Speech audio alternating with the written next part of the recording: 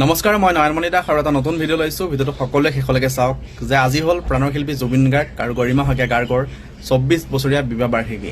আৰু বিবাহ বাৰ্ষিকীৰ ক্ষণত যে যি জুবিন গাৰ্গৰ হত্যাকাৰী তেখেতসকলে যাতে কঠোৰতম শাস্তি পায় আৰু প্ৰাণৰ শিল্পী জুবিন গাৰ্গে যাতে উপযুক্ত ন্যায় পায়, মই চৰকাৰ প্ৰশাসনক অনুৰোধ জনাইছোঁ যাতে জুবিন গাৰ্গক উপযুক্ত ন্যায় দিয়ে আৰু হত্যাকাৰী যাতে কঠোৰতম শাস্তি পায়, তাৰে কামনা কৰিলোঁ। আৰু আমাৰ চেনেলটো ছাবস্ক্ৰাইব কৰিব, দ্য নয়ন পুষ্পা ব্লগ।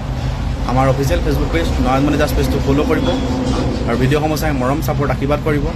আপুনি যদি জুবিন গাৰ্গৰ প্ৰকৃত অনুৰাগী হয় তেতিয়াহ'লে এইটো ভিডিঅ' 10জন ব্যক্তিলৈ শ্বেয়াৰ কৰক যাতে জাষ্টিছ ফৰ জুবিন গাৰ্গ সকলোৱে লিখে আৰু সকলোৱে লিখিব লাগে।